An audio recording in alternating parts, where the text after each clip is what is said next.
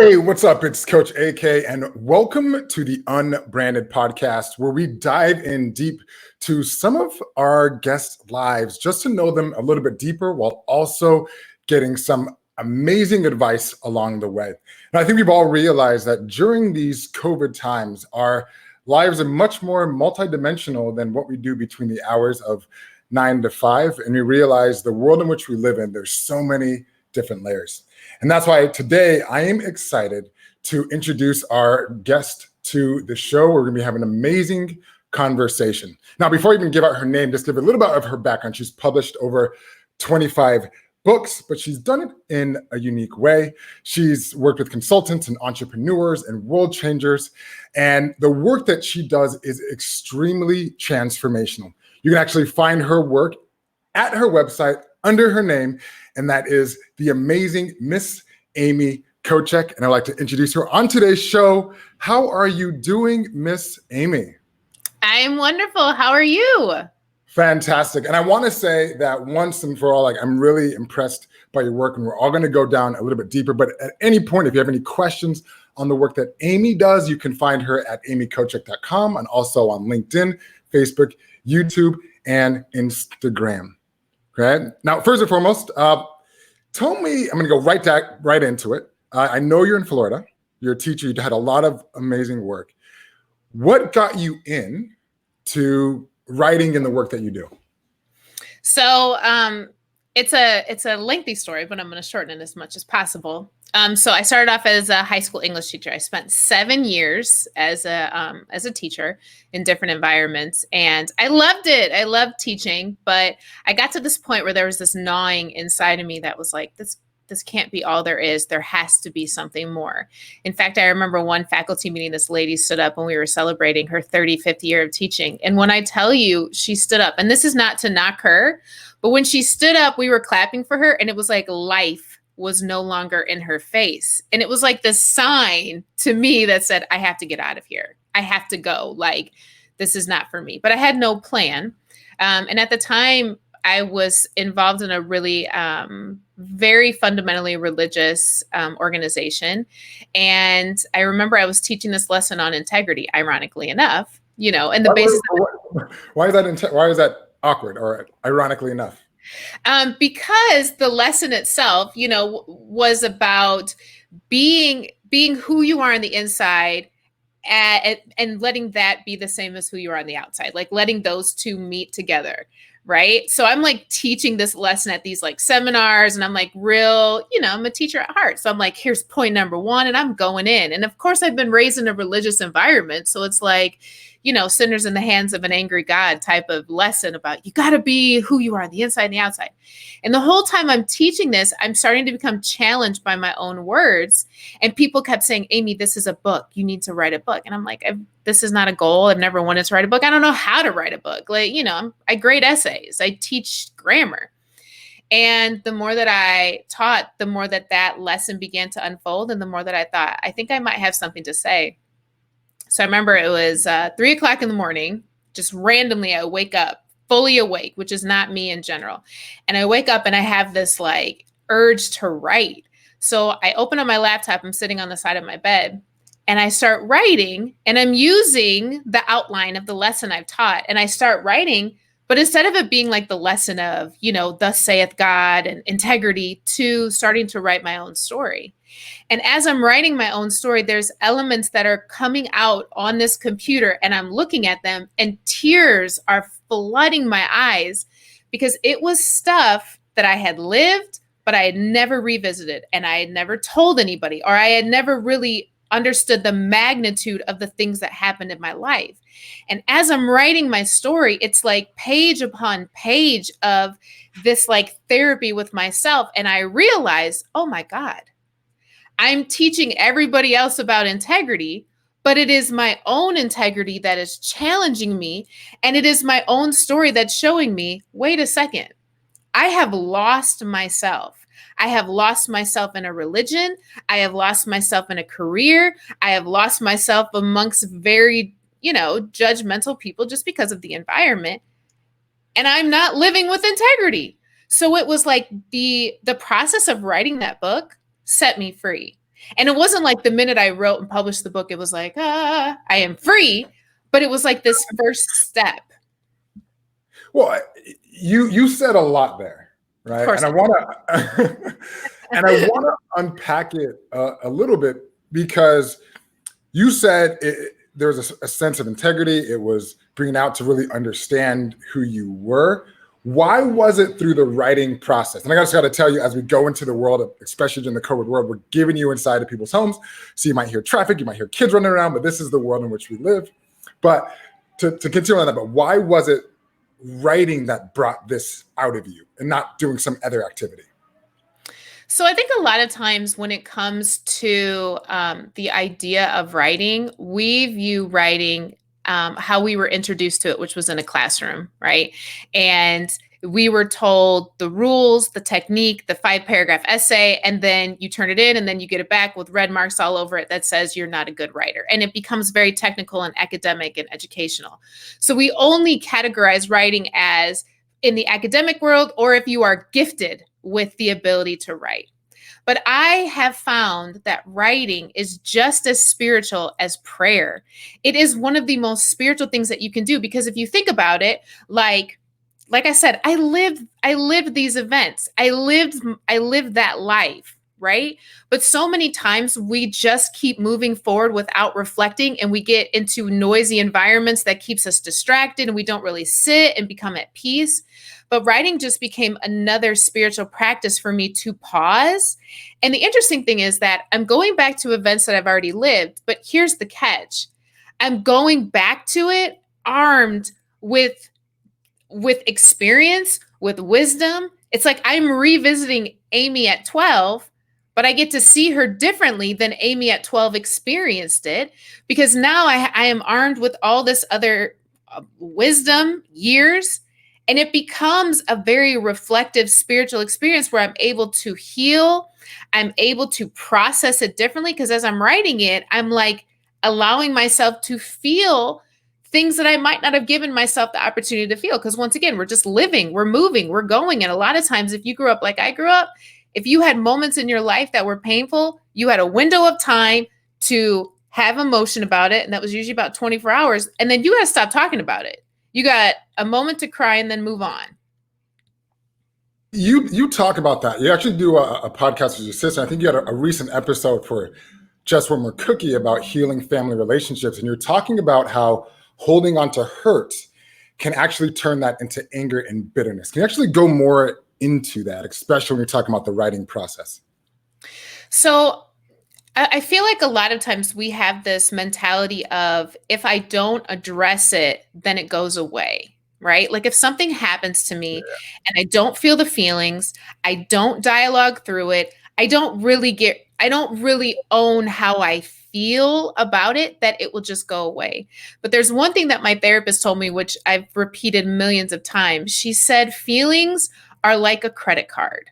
You're either going to pay now, or you're going to pay later with interest. You just have to decide how you want to process that. So a lot of times when we push things down and we keep not addressing them, it's almost like we consistently are muffling our true feelings, because we keep shoving them down to the point where we don't even know how to feel anymore, that we're just at base level, right? So like one of the things that I talked about on my podcast with my brother and sister is that because we weren't taught how to feel, we were angry all the time. But underneath that anger was more vulnerable emotions like hurt, devastated. We were alone. Those feelings are a little bit more complicated, right? Which is why writing sometimes can help, because it makes you pause to say, okay, now how am I really feeling? Let me give myself a moment to put together the words that I might not be able to just flow out to someone else. How do I sit for a moment and say, okay, how do I really feel? And it gives you the moment to actually write those emotions down. But we have different style of writing. I think a lot of people can connect with this and say, when I was in school, I learned a very technical style of writing. I do business writing. Some people might say, why don't you leave your emotions out of the workplace? So what's the benefit anyway of sharing on an emotional level? So I get this question a lot because I work with professionals. And one of the things that I have found is this fallacy with the idea of you have your business self and then you have your personal self, and you should keep those two separate. I think automatically that creates somewhat of a separation from your authentic self, right? Automatically it makes you go in and it makes you deny a major part of yourself. I'm not saying come into the business world and let your emotions be out of control, but I am saying that there is power in bringing who you are to the fullest extent, your experiences, your wisdom, your hurt, your vulnerabilities, bringing all of that into every single environment brings a more authentic version of yourself and makes you more effective, to be honest. And I don't care if you're just writing for business, people buy, people trust, people connect with emotions. We don't buy with our mind, we buy with our heart. That's why you see commercials of people who sell tennis shoes, but their commercial is about helping people. Like, what does that have to do with tennis shoes? Well, the reason they're doing it is because they understand we want to feel something. I don't care if you work in the corporate world. Every single person that is on your staff wants to feel something. The thing that they're struggling with the most usually isn't the logic or the analytical side. That's usually what traps us. It's the side that makes them locked up, that gives them strenuous relationships at home that they then bring into the workplace, right? So it's like if you lead and you understand the balance between emotions and logic and you learn how to marry those together, it can actually make you more of a viable resource wherever you go. But imagine, like, we were talking about before the show about, our brothers and sisters. I'm the youngest of 6 kids, all boys mainly, right? Played sports. How are you able? I think a lot of people can connect with this. Like, if I was going to be emotional, I'd already be emotional. So how do you bring in that emotion into your writing if you've never done it before? Well, first of all, it's the recognition that we're emotional beings. That's first of all. So there's no such thing as not being emotional. We have been gifted all emotions, but we've been taught that there's only one good emotion, and that's joy and laughter and happiness and positivity. That's false, because without suffering, there is no joy. There's a balance to all emotions, and we are emotional beings. That's the first thing. The second thing is, we've been, especially from a male perspective, we've been taught that emotions are feminine and emotions involve crying and they involve being hysterical and out of control. Those are false. That's not what emotions essentially are. And just like with any skill, learning how to write with emotions, how to connect with emotions is a practice. I remember even when we were talking about like healing family relationships with my brother and my sister, because that's probably where like family is where we are taught a lot about hiding emotions and getting emotional. A lot of people have strained relationships with their family. And specifically with my brother and my sister, we had to learn how to be emotionally vulnerable with each other. It was practice. When it comes to writing, I'm more of a logical thinker. I always have been. So when it got to me being able to really start to write on a regular basis in a more emotional standpoint, it was a practice that I had to do consistently, and it was uncomfortable. But the more that I did it, the more comfortable that I became, the more that I shared about my life and realized, oh, wait, it's not just the logic that people are connecting to. People are really connecting to my honesty and to my story. So that encouraged me to continue. It encouraged me to keep showing up and working at it. I'm starting to have this feeling just a little bit that your writing just isn't about putting words onto a piece of paper, but also it feels like this coaching, transformational type experience. What kind of changes have you seen in individuals once they start this writing process? So I have the privilege of being a ghostwriter, and I also coach writers. And it's so interesting when it comes to dialoguing out people's stories, because I think sometimes people just believe that their story is a sequence of events, right? And when you share your story, you share the sequence of events. Well, that's kind of like a textbook, right? Report the information. But when we understand that the events and the things that have happened in your life are so much more than just moments, they are packed with deep, deep emotion, wisdom, transformation. And the crazy thing is that what we don't realize is that the biggest transformation and the biggest emotional change that occurs is within us, right?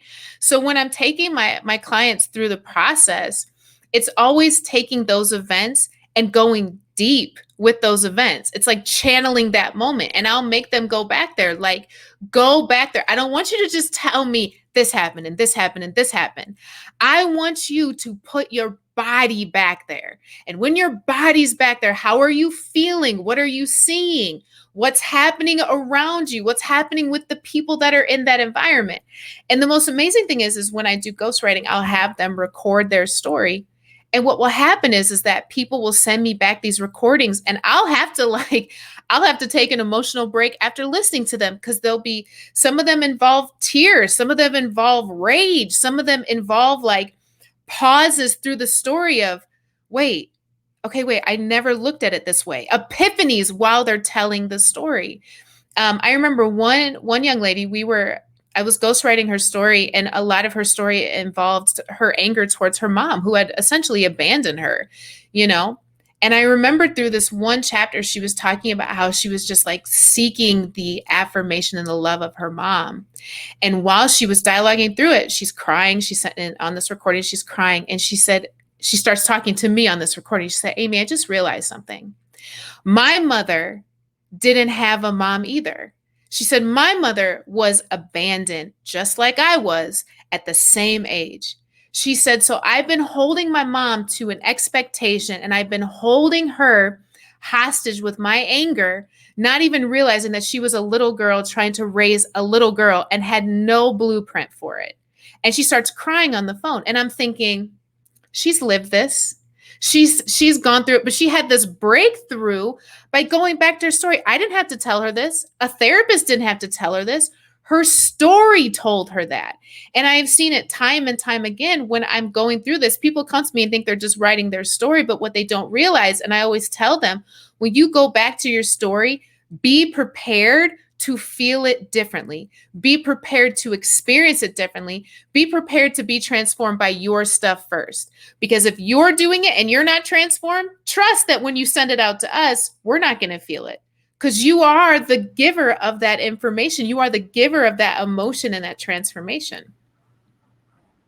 But you just said you're a ghostwriter, right? There's so much emotions that individuals are sharing. How are you able to capture it and give it justice when you share somebody else's story, when they're giving so much emotions, because it's their life to live? Like, how are you able to capture that?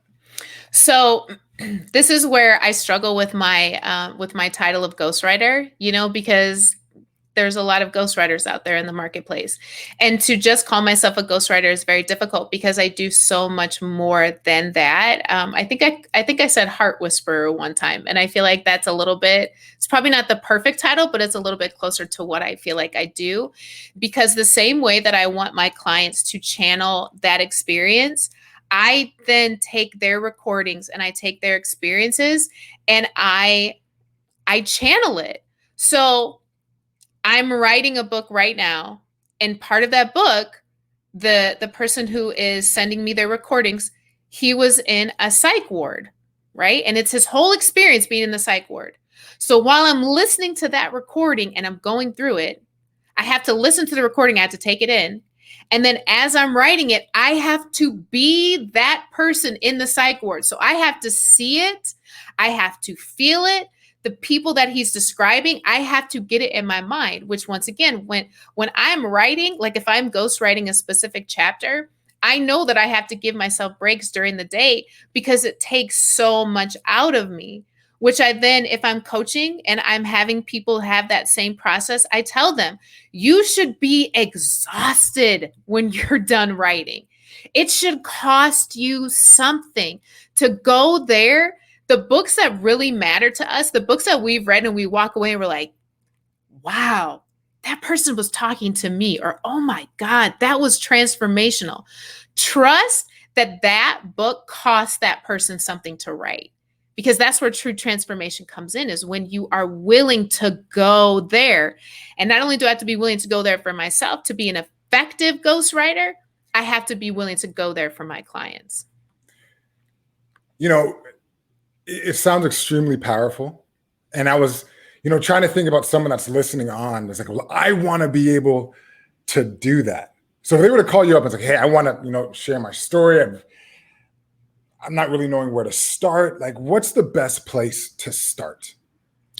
So I think that before I do two things. And I encourage people to do this. The first thing that I encourage people to do is take your life and chunk it into 5-year increments. And when you chunk your life into 5-year increments, you just create a writing exercise. Each of those 5 years, you take those 5 years and you write down all of the triumphs and all of the trauma, anything that comes to your mind, even little stuff, right? And you just go through that, as many things as you can remember. And then you go back to that entire timeline and you start identifying patterns. You start identifying keywords, right? Because I really believe that everybody has a life's message. And that life's message is usually wrapped up in your greatest struggle. My life's message is integrity. My life's message is always going to be showing up authentically as yourself. Why? Because I've struggled with it my entire life and I still struggle with it. And that struggle means I've become a really great student of integrity because I always have to go back and learn something more. All of us have that. And even if somebody else speaks on integrity, they can't speak on it like me because they don't have my experience. They don't have my mind. We're all unique, right?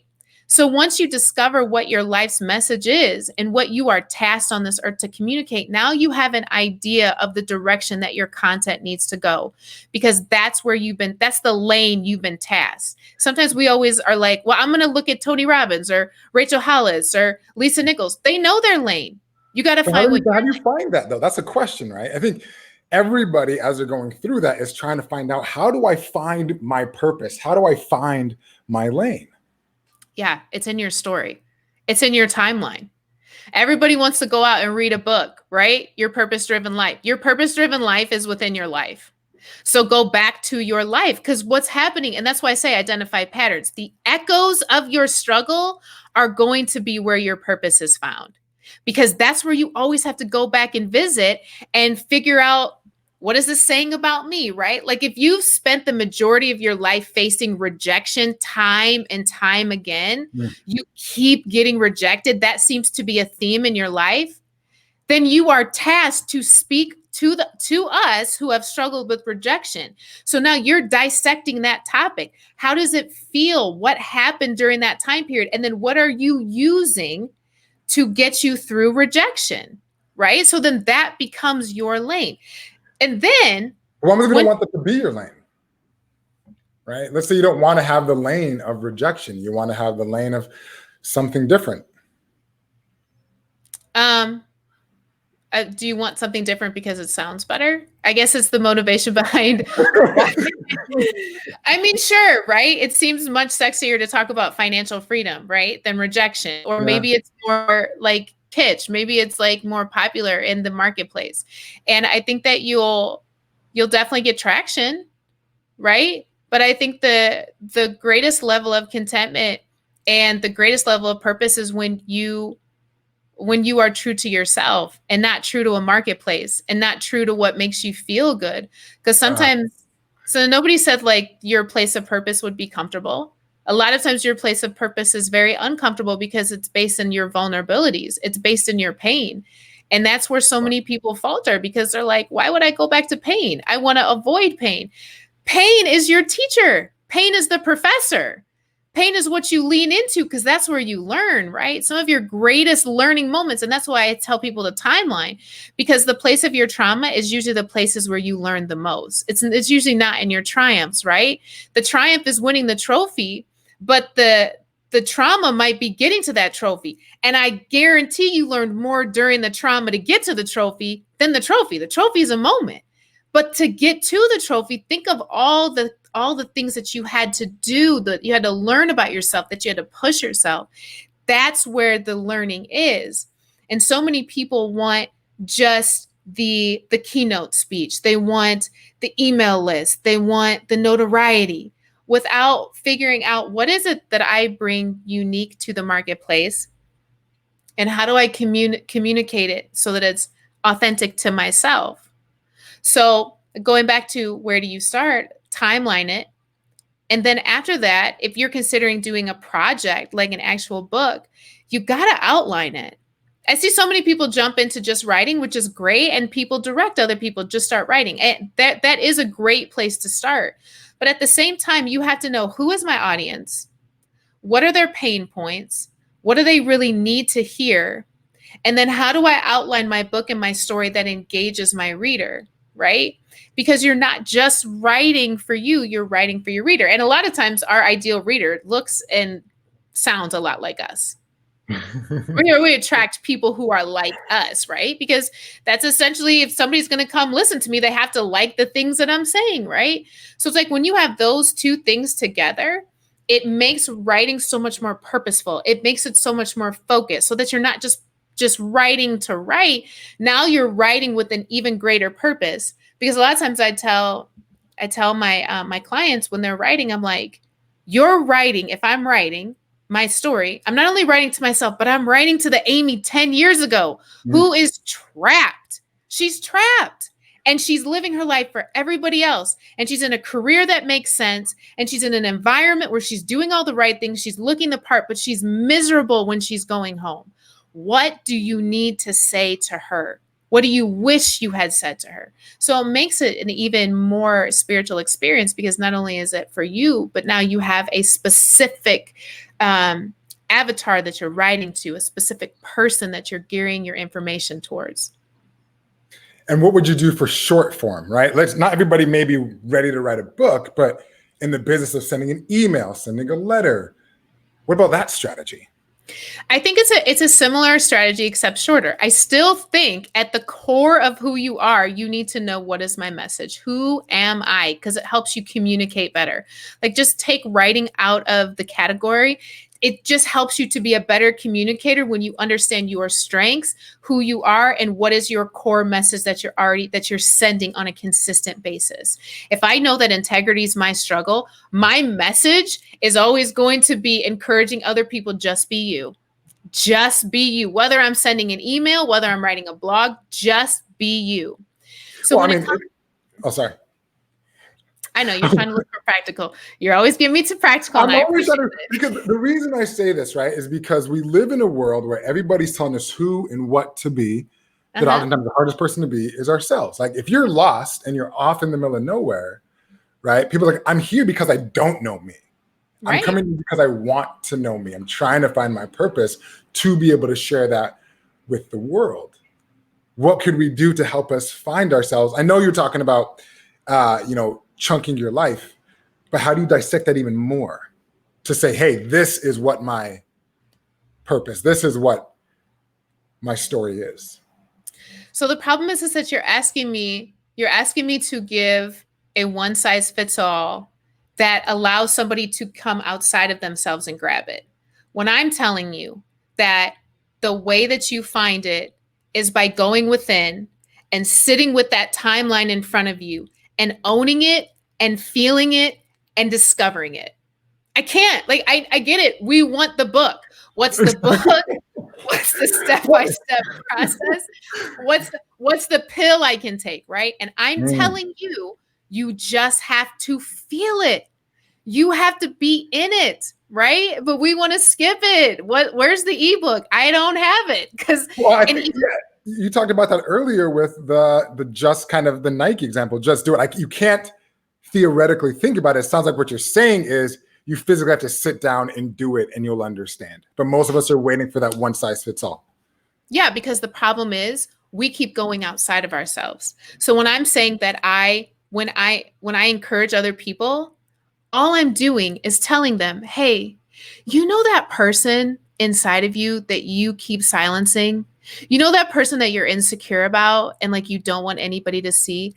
I'm telling you, you are okay. And that's the person you need to go to. I'm telling you that person is in there. Have a conversation with them. I'm telling you to connect to that person. And that's it. right? So it's like, sometimes that's where the struggle is with what I do, because there's so many ghostwriters and writers out there that's saying like, write a book in 15 days, publish it in a month. And of course I can give you the step-by-step process for that. Of course, right? But you'll be the one and a million on Amazon that looks really good, and you can give it to your friends and family, and they're like, oh, great, Amy wrote a book. And then in a month when they're cleaning out their books to go to the Goodwill, mine will be on top, but I published it. I got it out. But if we're talking about doing something that matters, it takes time, and it takes you being with you. But we don't want to be with us because that's uncomfortable. I'm hearing something that makes you very, very different. Mm-hmm. It's not just about writing. It sounds like it's a lot about finding yourself. It's not like you can publish a book, but what's a transformational process and journey you've been on? Meaning the person you are before you wrote that book, or whatever the manuscript, whatever that article, whatever it needs to be, the person that comes out of that will be a different person. Am I catching that correctly? 100%. I have a girl right now that I'm coaching, and she's amazing. She's phenomenal. And she has such a great personality, and she can really like get in, like, she's like one of those girls that you want to have a coffee with. But I can tell that even in her writing, like, she only gets to a point, right? And then she drops off because she gets uncomfortable being vulnerable. And I told her, I said, when you start being more comfortable being vulnerable in your writing, you'll be more vulnerable in your speaking, and you'll be a better coach. Because what you're doing is that you're becoming more comfortable with you, which then allows you to connect deeper to other people so that you can truly help people. You can only take people to the level that you've taken yourself. You can only transform people to the level you've allowed yourself to be transformed, right? So in her writing, she would send her writing to me, and I'm like, sounds great. I said, but you didn't go deep. You didn't go there. I said, so the way you go there is the same. It's the same process that I take people through when they write a book, right? When you're writing short form, who's your audience? Identify them before you write one thing. Even on social media, who's looking at your stuff in general, right? What are their pain points? What do they need to hear? And then what part of your story are you going to share? And that part of your story, go there. Feel it. Feel the pain of it. And then write. Don't just write. Don't just write. But that's where the thing is, like, we live in a world where you can share things and there could be consequence. I think people want to be vulnerable, but they're scared of the consequences. They're scared of what people may think. Like, how do you get people over that hump, right? That fear of putting themselves out there, similar to like public speaking. We have the fear of writing. How do you get people over that vulnerability to share pieces of themselves with the world? So I have an opinion on this, and I could be totally off because this is totally subjective. The only time that my vulnerability has consequences is when I've created a disconnect between who the public sees and who I really am behind closed doors. So let's say, for instance, I go out in public and I'm wearing like 2 girdles and a compression shirt, right? And I'm walking around and I'm presenting something. I'm going to walk around in fear. And if I'm in an environment where there's a fear that I might have to take those off, I'm going to be terrified because I'm presenting a body that's not real to who I am. It looks good. People might approve of it, but it's not who I am. But then flip it. If I go out in public and I'm naked, I don't care what your opinions are. You can say whatever you want because this is me. I'm not coming any other way but the natural version of myself. So when we talk about consequences, the consequences come, or the fear comes, when you are building a brand and you are building a platform that is the foundation of it is on pretense. And that's a very scary place to be. Now, I'm not saying get on and be like, man, I got really drunk last night and I have a drinking problem. You don't like, be wise with what you're sharing, I mean, even with, I think one of the Rachel and David Hollis, like they're a very strong, influential voice, especially in the motivational community, really, doing like marriage seminars. And then they just came out like a couple weeks ago talking about how they got a divorce, but they've been struggling with this decision for 3 years. But in the past 3 years, y'all have been doing marriage seminars. Y'all have been releasing content talking about how much you love each other, how you're the best. That's a scary ground to stand upon when the things you're posting are not honest to who you are. That's scarier, and there's bigger consequences there than if I automatically just say whatever I'm posting is going to be true to who I am, and the audience that resonates with it, the ones who need to hear it, the ones who connect to authenticity, they'll come, because that's who I want to attract anyways. I don't want to attract somebody who has a check mark and like saying, well, this is she looks like this, I don't like how she sounds like this, I'm offended by her story. Okay, good. You are not my ideal audience. You are dismissed. And the ones that need it and the ones who are going to feed off of my content and really receive transformation, they'll come. Because it sounds like it's about authenticity and integrity, as you're talking about. It's about how do you really make real change and impact in people's lives, right? And how do you go in deeper? I feel so disinterested and so bored with things that sound good. I remember growing up in church, and we would sit there for an hour, right? The preacher would be up and he would be speaking for an hour. And I went to a very rambunctious, demonstrative environment, like, people jumping up and down and running around the church.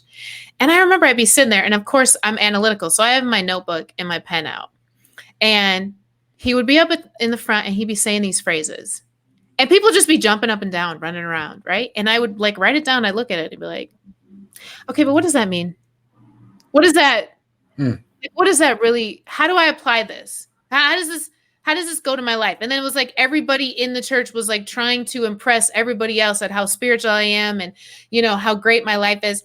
Just growing up in that environment did something to me that has put me in a place now where everything in my life, everything in my career, everything in my relationships is always about, I just want to be free to be me at the core. I don't just want to sound good. I don't just want to look good. Just want to look the part or just have people compliment me and go home and be sad and depressed and know that I don't have my stuff together, but I sure can talk it good and I sure can look it good.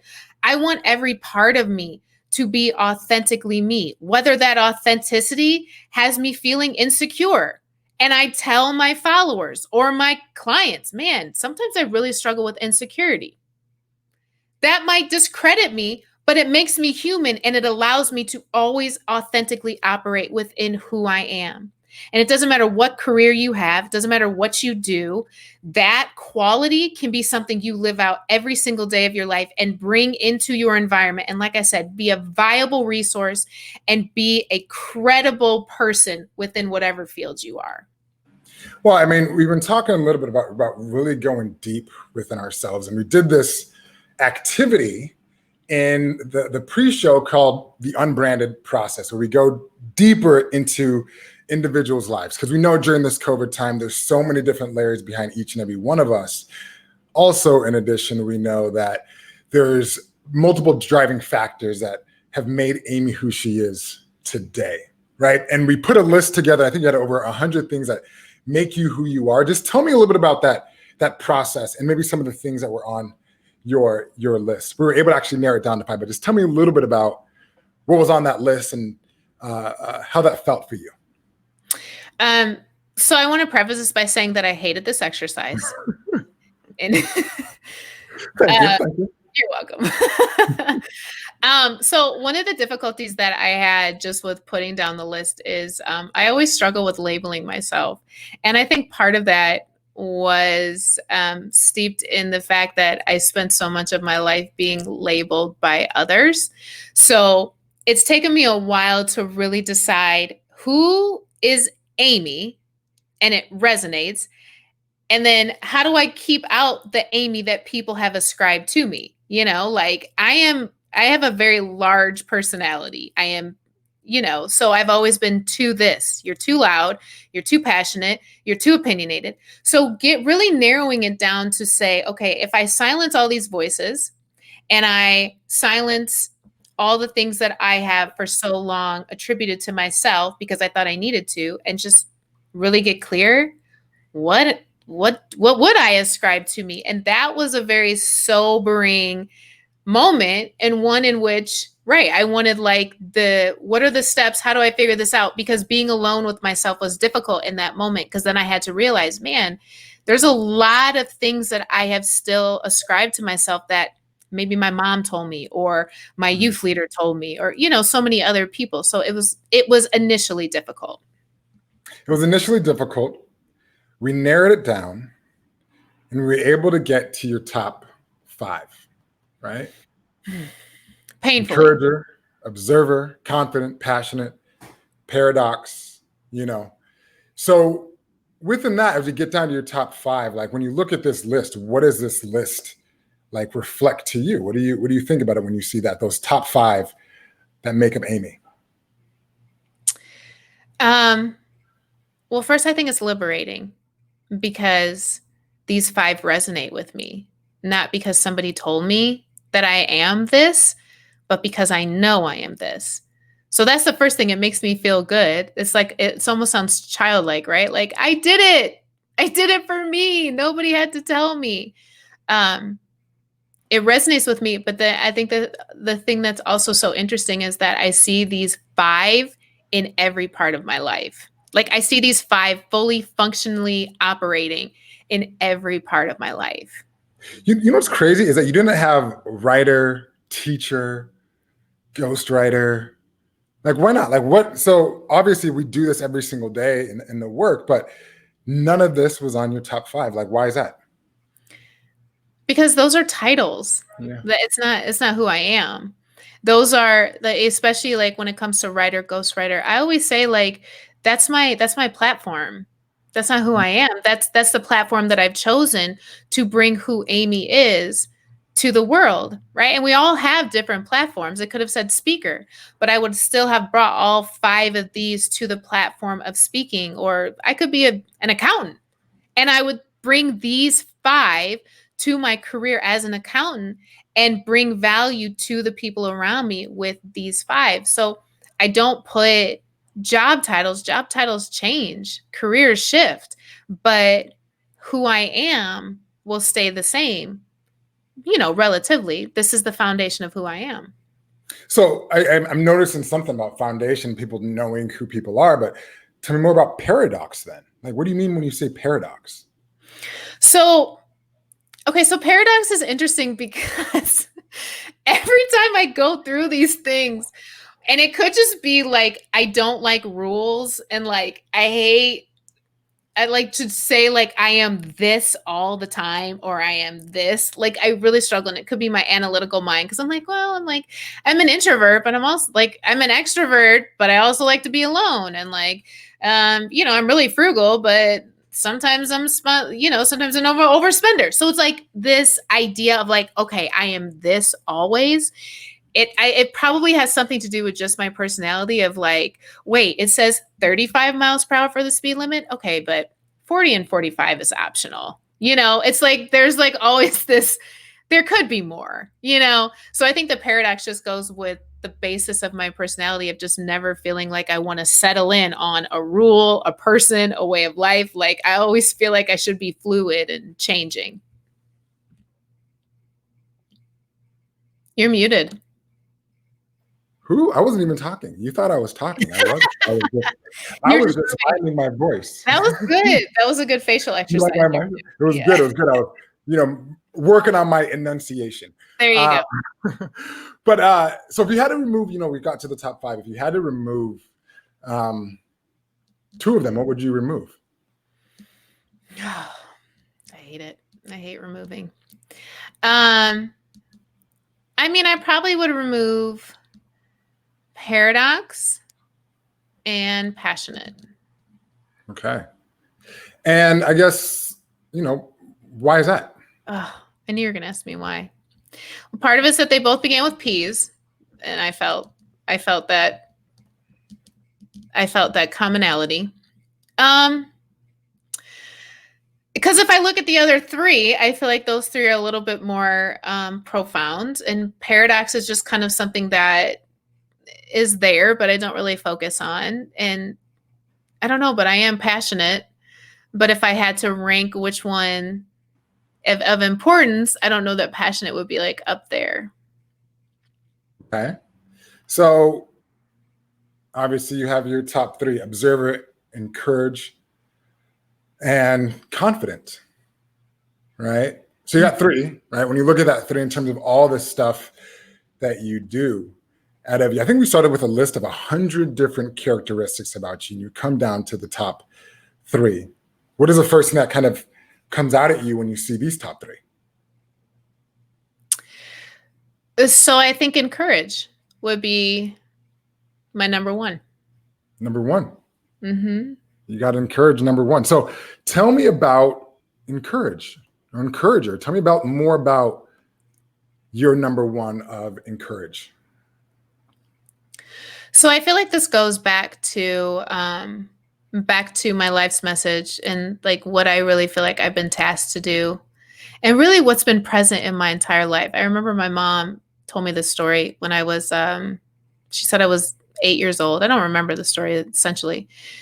She said I was 8 years old and I came home and I was chatting with her, and she said I told her that my friend's mom had talked to me about her marriage and how she was having all these struggles with her marriage. And my mom told me at 8 years old, apparently I had given this lady encouragement, that I had encouraged her, and I was telling my mom, we really need to help her.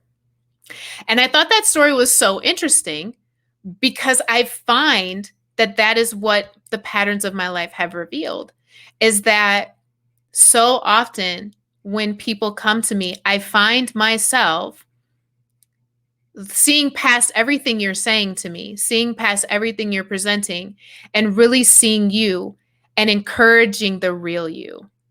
Because so often we are our greatest critics, and we are surrounded by people that only want to deal with the base level of us. They only want to deal with what serves them. They only want to, they're comfortable with what you present, and they're not comfortable going deeper. But since I have found comfort in going deeper with myself, it creates an even greater comfort for me to go deeper with other people and to say, like I said earlier, the encouragement isn't necessarily encouraging where you are right now. It's saying, I'm looking past where you are right now, and I'm saying that this whole process is pulling out of you something deeper that's scary, which is the real you, which is the depth of you. So I'm encouraging you. I see it, right? Like I always say, the three greatest needs that people have is to be seen, to be known, and to be loved. So when I'm encouraging, it's like I'm encouraging that. When I'm working with clients, I'm encouraging them to go there, to say, I hear the events of your story, but more than that, I see the 12-year-old that you're talking about. And I'm saying, I see him, I know him, and I love him. And now I need you to do the same. So even from a child, I feel like I've been honing that, right? And I really discovered that when I did my own timeline, as I stated earlier. I realized that was a pattern, and it comes so naturally. I don't have to think about it. I don't have to, in a conversation, say, okay, now the goal here is to see them and then to encourage. It comes naturally. Most of my clients, like within the first 1 to 2 sessions, we're already there. And it's not even like it's on the list. Number 2 on the agenda, go deep and let them know. It just comes and it flows naturally. So I think that's why I picked this one, because I don't have to work on this. It's been inside of me. And the more that I recognize it, the more that I just allow it to operate freely without feeling uncomfortable. Could you give us a moment, like a moment when you can think about where your number 1 of encourager really played out? Like, take us to that moment, take us to that day, if you could think of something. Where I encourage somebody else? Yeah, where that word of encourager. I'm sure there's like this moment in your life or a time when, someone's life this way, something happened, you encourage them, and it really just changed the trajectory of that individual's life. And I know I just kind of put you on the spot, but, I'm always like in that specifics. And I think it really is just a powerful statement to who you are and what I know of you. Yeah. So it's interesting because this just happened this past Monday. So I have a mastermind that I teach, and so it's on a Zoom call. And one of the students, he's working on doing public speaking, but we're also working on the component of writing. So I do with my business partner who does speaking. So I did a writing workshop, and I had them write. And they had to It was like a couple paragraphs. And it gets to him, and I could tell that he was so uncomfortable. And he had shared multiple times, just like small, right? It wasn't like he didn't go deep, but he was talking about like he was dyslexic and he still struggles with it. And in school, they used to call him the crab because he said anytime it was time for him to read or write, he wouldn't walk forward or backward. He would walk sideways out of the room or like go backwards into like a dark place like a crab. So that was what people would call him, and they use it as a joke. And he was telling it and he was laughing, right? So it's his turn to read his writing, and he like was like flowing, so I could tell he didn't even really write. And I paused and I said his name, and I said, this isn't about this moment. I said, because right now he's 43. I said, right now you're a 43-year-old man. But right now what I see is 12-year-old boy who was called a crab. And I said, and you sat in the back and you felt like you couldn't do it, and you felt less than, and you felt like you were below everybody else in the class, and you felt like you would never be able to do it. And this was something you would never be able to conquer. And so right now we're not talking about the paragraphs you're writing. I said, right now you need to talk to that little boy. Right now I'm saying, I see him. He's still there. And he needs you to connect to him and tell him that this is not going to defeat you, that you have the ability to write, that you have the ability to put words together. Just because it's difficult doesn't mean it's not in there. Just because you struggle doesn't mean you're less than. It means that it's in there. And if you are called to speak and you're called to share your story, then surely you have been equipped. So right now, you need to have a moment between you and the 12-year-old version of you. And you need to connect to him and tell him that it's okay, that the days of being a crab are over, because you're still carrying that. And the whole Zoom call goes silent, right? Because they're thinking this is about... I think all the listeners are going silent. that was good. Yeah, keep going. Yeah. Because they're thinking like this is all about technicalities. And I'm going to tell them like you should have used transitions, right? But I told him, I said, I would be doing you a disservice if I just commented on your writing. Because then all I would do is perfect one moment in time where you need to conquer something that once you conquer it, every writing you do after it will take away this block that has been following you since you were a kid. And until you address that, like we're fighting a losing battle at this point. And he took a pause, and he was like, he's a pastor. And he said, he was like, Amy, for a moment, it feels good to be pastored. He was like, it felt like you pastored me, right? And he was like, you're so right. This is something that I need to address. He's like, because even now, when I'm writing, he's like, I get that same feeling and that same emotion. And that is the power of writing, right? That's the power of writing, because it's so much more than just putting words on a paper. For so many people, especially for men, there's like insecurity that comes with it, with just even the process of writing, that says more than just about that moment, that says something about an insecurity that you need to work on, or writing a certain part of your story that keeps you blocked. It's because there's something there for you to go to. Like I said, pain, discomfort, that's our classroom. That's our learning. That's our moment to like get that breakthrough we've been seeking. And we're asking everybody, can you help me? What's a book you read? What can I go to? You can go to yourself. That's where you need to go. But that's where we avoid the most, right? Because that is where we have to sit in pain and sit in front of our pain and say, teach us. And that's hard. But I'm telling you, that's where it's at. Like he came to that class thinking he was going to learn how to write a better paragraph. But when you understand that it's about learning how to become a better person, paragraphs come without trying after that. It flows in a way that you've never seen it flow before. So this is my, first podcast, obviously doing this and interviewing for the Unbranded. And sometimes you want to sum something up, but I feel like whatever I say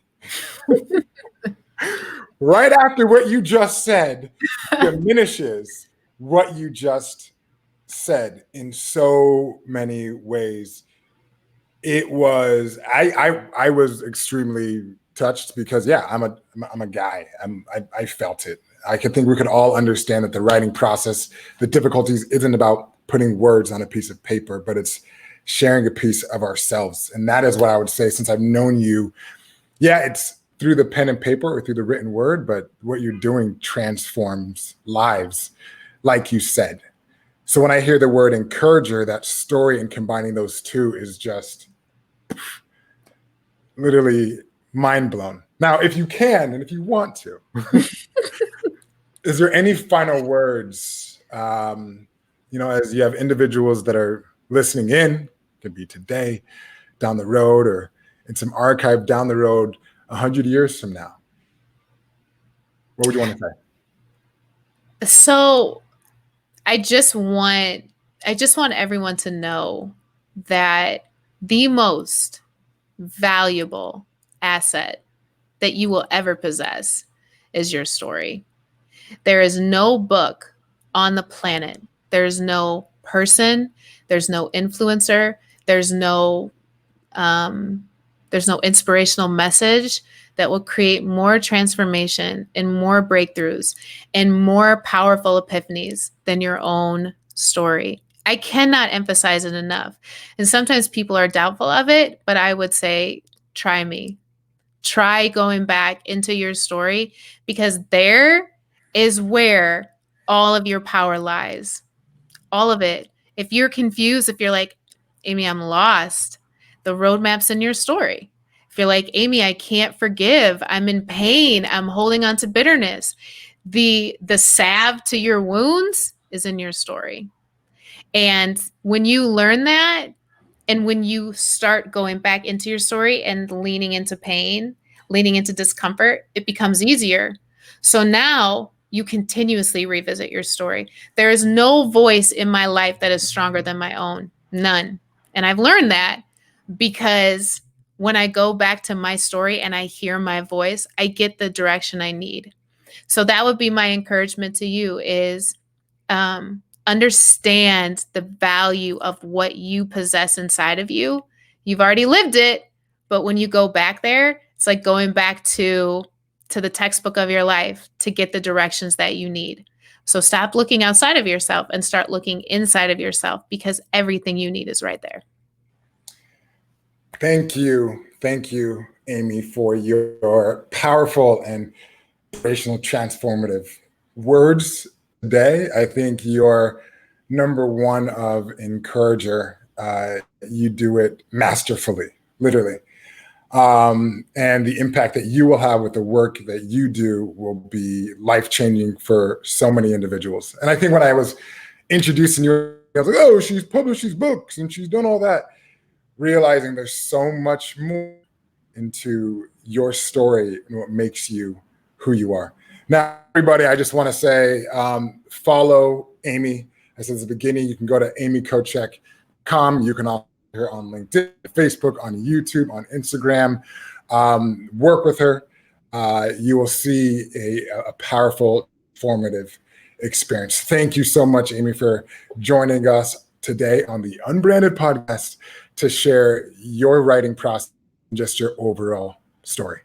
Thank you. Thank you for having me.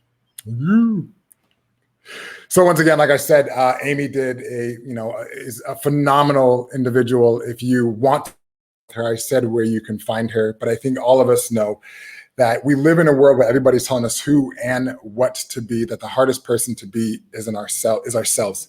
And what Amy brought us here today was really to talk about how do you bring that out within to the world to really truly find yourself. And yourself is where it's always been. And that's in your life and in your story. This is Coach AK with the Unbranded Podcast, signing off. Thank you.